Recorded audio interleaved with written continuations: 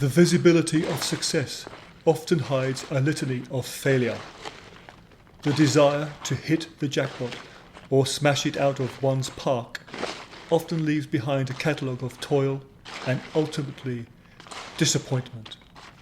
Indeed, should one look beneath the veneer of accomplishment, there are countless souls who were, for one reason or another, unable to bring a lifetime's ambition to fruition. Underachievement is essentially the norm. Even the everyday that we take for granted is typically the result of one lucky break, one person's moment of clarity that propelled it through the melee of flimsier efforts. But rather than glorify the victors in these struggles, this series will recognise and celebrate those who have fallen at the last hurdle, whether that be through bad luck, ill timing, or crass stupidity.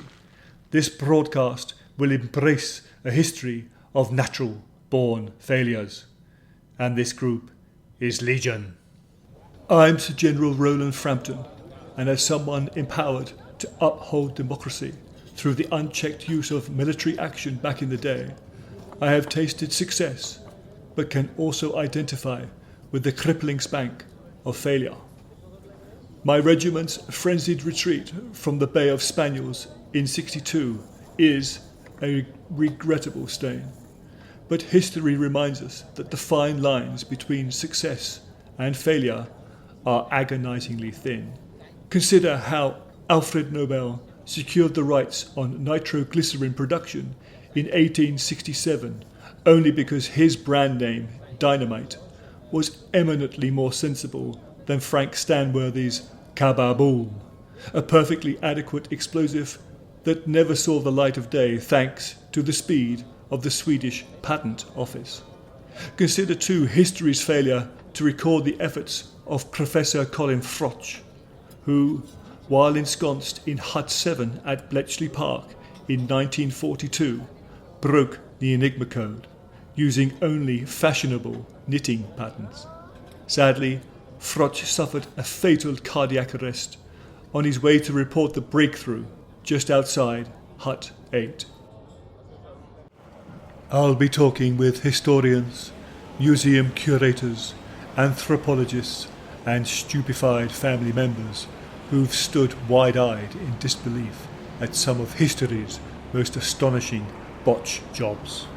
The series will explore and recognise the sweat, blood, and tears of all those who didn't quite make the grade. A nod to an extraordinary list of near misses and valiant but somewhat myopic foresight. So, the next time you find yourself describing the beauty of Watson and Crick's discovery of DNA to an intrigued child or puzzled church leader, please bear in mind Evans and Whitlock were stuck in a traffic jam on the number 57 bus, trying to get to the Eagle pub in Cambridge with precisely the same conclusions. We live in a world of fine margins. A Brief History of Failure, presented by Sir General Roland Frampton, Episode 1, Before Christ. So let us away to prehistory, to the epoch before Christ, when early records of civilization were daubed on the walls of dank caves, and upon discovery gave us the first notions of man's prehistoric existence and his burgeoning ability to fail.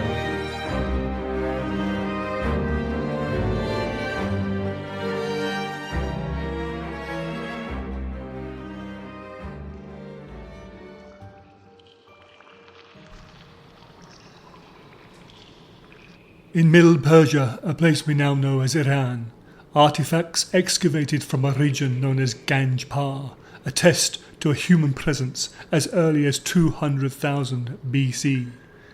Paleolithic art discovered on the walls of caves in the region represent a flourishing ancient culture and point towards a prehistoric urban settlement. Even at this early stage in his existence, man was capable of some quite exquisite artistry, using either bird feathers, animal bones, or a rudimentary etch-a-sketch. Many paintings, however, were of such poor quality that they appear to have been the target of the world's first art critics.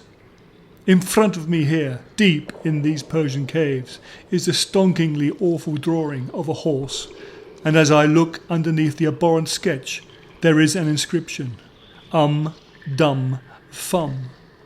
According to leading paleographists, this legend, Dum, Fum, can roughly be translated as horse no good, Fum must die. It's extraordinary that even then, back 200 millennia, art critics were still massive knobs.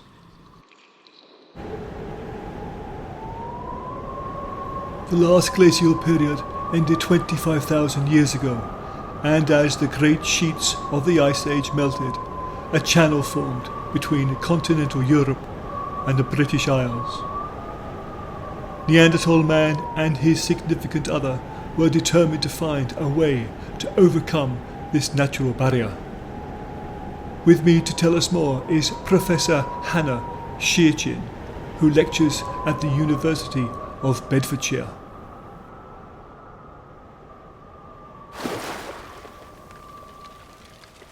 As the notion of immigration stirred in the befuddled minds of our earliest ancestors, several unsuccessful attempts were made to leave an early version of Calais in France and cross to what was an early version of Dover in England. Archives show how Hugues Ag, a prominent Belgian rock mover, attempted to run across the surface of the channel. After centuries of ice, he had no comprehension of water and drowned instantly. His wife, Hugues Ag, reportedly tried swimming across, but she would also succumb to the waves due to the lack of a robust support team, a slathering of goose fat and violent fits of cramp.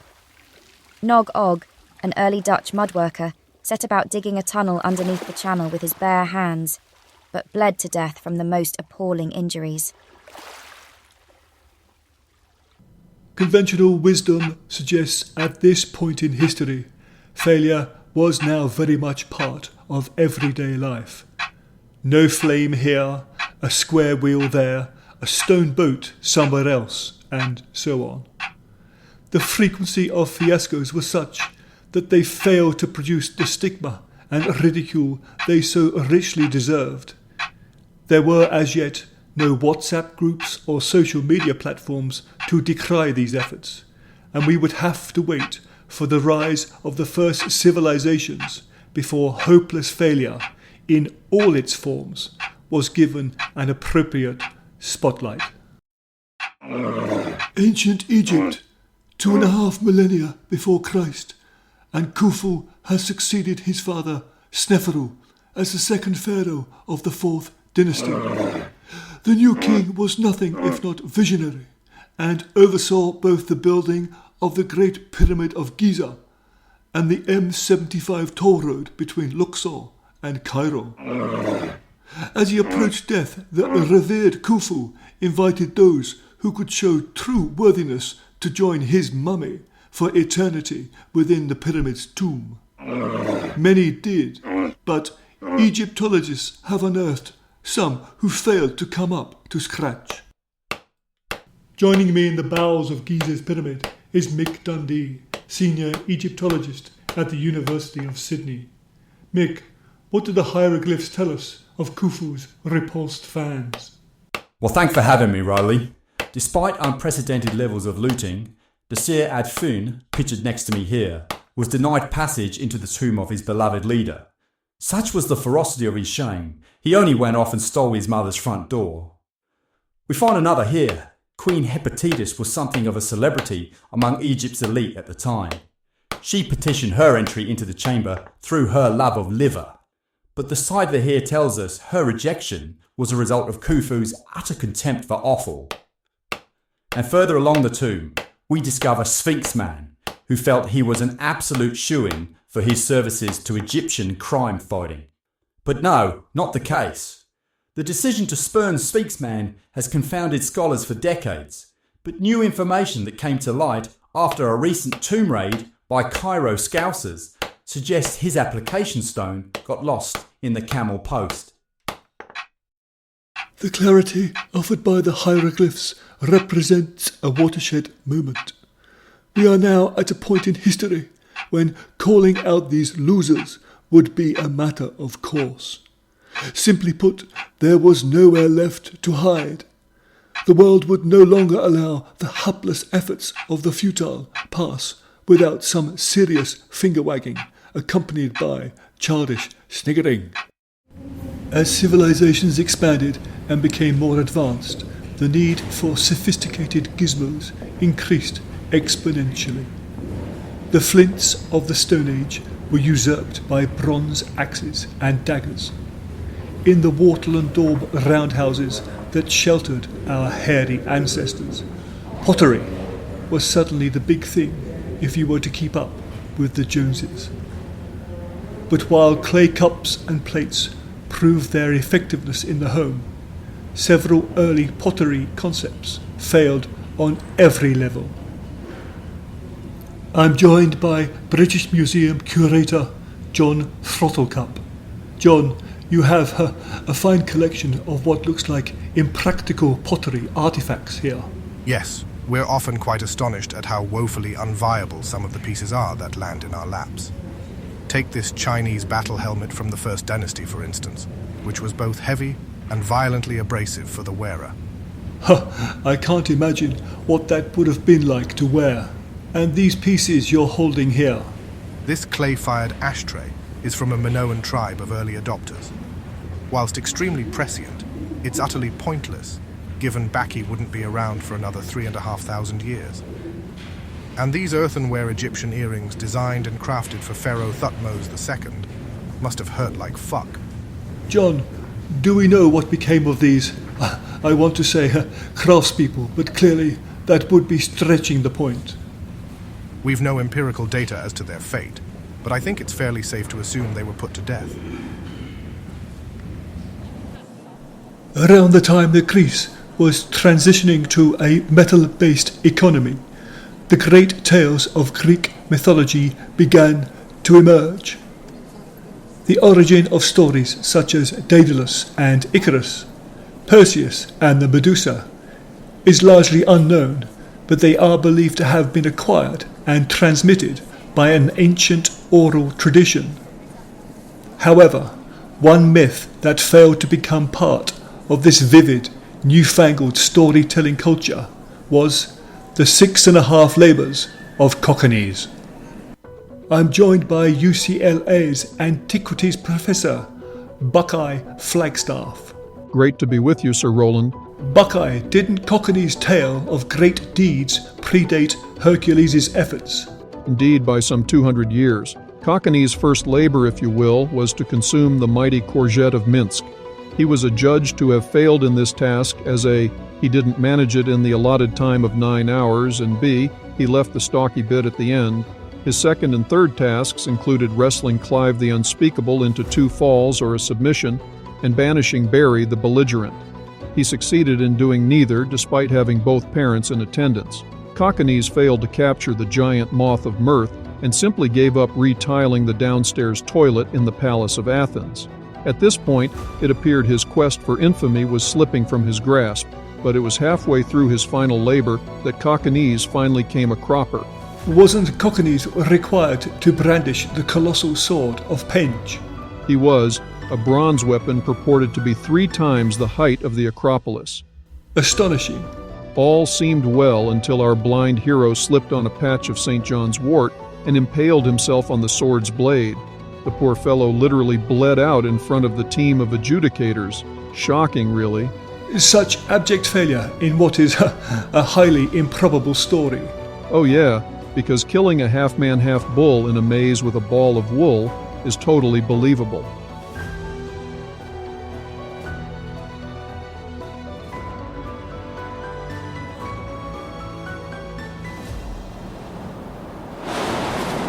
I'm here at perhaps Britain's most famous landmark, Stonehenge, erected on Salisbury Plain as early as 3000 BC. Its stones and their purpose are the subject of much debate among withering intellectuals. Research points to it being an ancient astrolabe, with many gravediggers maintaining that across the centuries an array of Celtic high priests made alterations to the megalithic structure. However, one dramatic modification installed here between the slaughter stones was to set the hard-earned lessons of timekeeping back decades. When the Grand Lodge of the Ancient Order of Druids Social Secretary Nor Beaker had a giant chicken's head positioned between these monoliths, the impact was immediate and devastating. With me on this windy day is pagan historian Anne Parker. And what was the reaction to Beaker's misguided installation? So the scene would have been one of total mayhem. The Druid elders, those charged with determining the time of year, were suddenly at odds with everything. They began confusing winter with spring, Christmas with Whit Sunday. Dogs started barking at the sun, not the moon. Crops planted in the wrong season failed to materialise, and consequently many parts of the country were thrown into famine. This massive stone chicken head had disrupted the space-time continuum, and its effects were deeply unpopular with the Wiltshire branch of pagans reunited. I understand Nor Beaker was unrepentant. Oh, absolutely. He decried the reaction to his monument, maintaining it was a, quote, winner-winner chicken dinner. Beaker was subsequently stripped of his title as social secretary, lashed to the stones beside us, and presented to the gods bowelless, hence the provenance of the stone's name. With its sponsor dead, the chicken head was demolished after just one solstice. World order was eventually restored, but the ancient order of Druids' social calendar would never be as much fun again. Materializing from settlements on Palatine Hill, Rome was finally open for business on or around 753 BC, and a series of observances celebrated the birth of the city. These included mass cheese and wine evenings, grape inhaling, and the advent of a month of gladiatorial taunting at the site where the Pantheon would be built a millennium later. However, several ideas presented for the observances were quickly and quietly shooed away.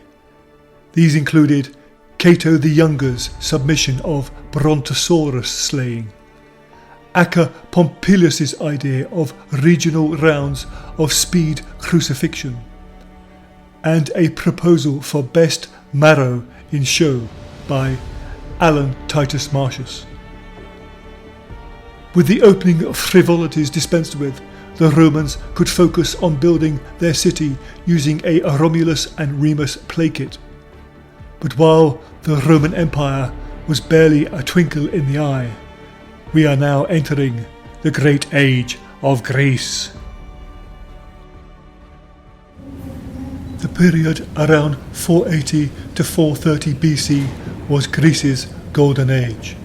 It was a time of great achievements in art, literature, philosophy, science, and generally lounging around. Athens was at the height of its power.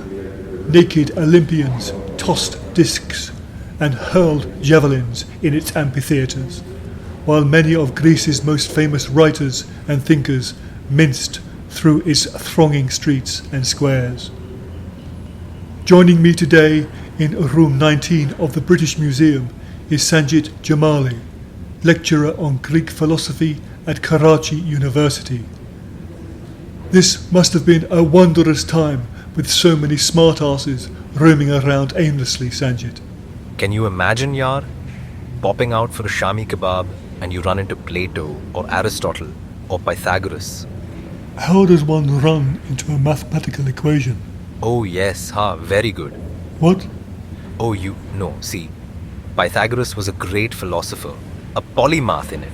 But not all these thinkers made the shortlist for ancient Greece Has Got Talent, did they? Far from it, Yar. You had the likes of Septicemius of Rhodes, Doritos of Thebes, Pokemonus of Crete, who all declared an ability for great thought, but literally wouldn't be able to get into a tin of spam. Take Epidermis of Cyrene, for instance. Couldn't think his way out of a badger trap, yet insisted that he had new revolutionary learnings on planetary science, cultural philosophy, and how to improve the density of a blueberry muffin. But he was a confused man. His own philosophical theory, codism, wasn't endorsed by any of his peers, indeed any intellectual at the time. The notion that everyone's mind is powered by fish, or one's memory of a fish, was laughable. Epidamus was unsurprisingly exiled from Athens. What became of him, Sanjit? He joined the Spartans as right back. At the end of Greece's moment in the sun, it was the Romans, the Carthaginians, or the Gauls foisting themselves on some unsuspecting European shithole. Suddenly, all eyes were on the Second Punic War and the deeds of the Carthaginian general, Hannibal Barca. History tells us that Hannibal's most celebrated achievement was the overland crossing of the Alps using 80 war elephants. Rather than take the overnight sleeper from Dijon, Hannibal chose to yomp through the snow-covered Po Valley before descending into northern Italy with not so much as a double espresso. The next 2 years saw Hannibal trounce one Roman army after another as he marched his mighty pachyderms down the spine of Pasta land. Hannibal was unstoppable as he swept everything before him. Italians fled in terror at the very sight of this marauding army, and Hannibal's victory over Rome was all but assured. Now, his achievement and his legacy would have been vastly different if, at the Mode of Transport Committee meeting in Capus, Hannibal hadn't agreed to suggestions made by his Secretary of War, Hasbro Scorchio, to replace the elephants with a fleet of well-trained cockapoos. As Hannibal began his assault on Rome in what should have been a box-ticking exercise, the campaign went violently off the rails as the cockapoos did little more than jump up excitedly at anyone close enough for a lick. Forced to flee, Hannibal made a hasty retreat to the shores of Africa, ensuring that while en route, Scorchio made a hasty retreat into extinction. It's 221 BC, and Shi Hang, Emperor of the Jin state in China, orders the building of a great wall. I'm pleased to welcome China's cultural attaché to Finland, Graham Liang, onto the show. Graham, before agreeing to the sombre grey stone facade, which we can all see from the moon, I believe the Kingdom of Jin requested design ideas for this impenetrable barrier from its people. Can you give us any idea of what designs failed to stack up and why? We understand that the Emperor's working party on the wall received well over 1,000 ideas from the much maligned peasants across the state. Wonderful. Let's take a look. The first example is from impoverished farmhand Jin Bing, who proposed the Great Potato Wall. This idea actually progressed to the trial stage, but fell foul of potato blight. Next, Xu Anmei, a bamboo artist based in the Gobi, came up with the giant sheep barrier. It was a bold suggestion, but an early pilot scheme simply wandered off. The last proposal we have was the massive money wall designed by Wen Ku. The wall endured a successful trial, but the project quickly ran out of cash. Graham, what fate awaited the designers and their sorry plans? The owner of each rejected design was publicly humiliated, had personal property seized, and was slain in front of close relatives. When Carthage was finally put asunder in 146 BC, the Roman Empire came to the fore. Rome's first triumvirate was established. Pompey, Crassus, and Julius, hater dictator Caesar, formed an alliance whose aim was to control the power of Rome's Senate. While the trio made a promising start, by 44 BC, it all came apart like blancmange sandals. I'm now talking this evening with Dr. Archie McWesp, Head of History at Barnstoneworth High School for Girls. I'm actually retired now, Sir Roland. Jumped before I was pushed, to be honest, but best not get into that, eh? Sir Archie, these men, these great warriors, they were highly suspicious of one another, weren't they? Oh my days, the alliance creaked with corruption.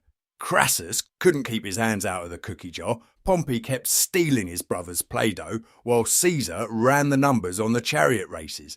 Political tensions quickly turned to war when Caesar crossed the Rubicon. I mean, he wanted to go back, but he couldn't.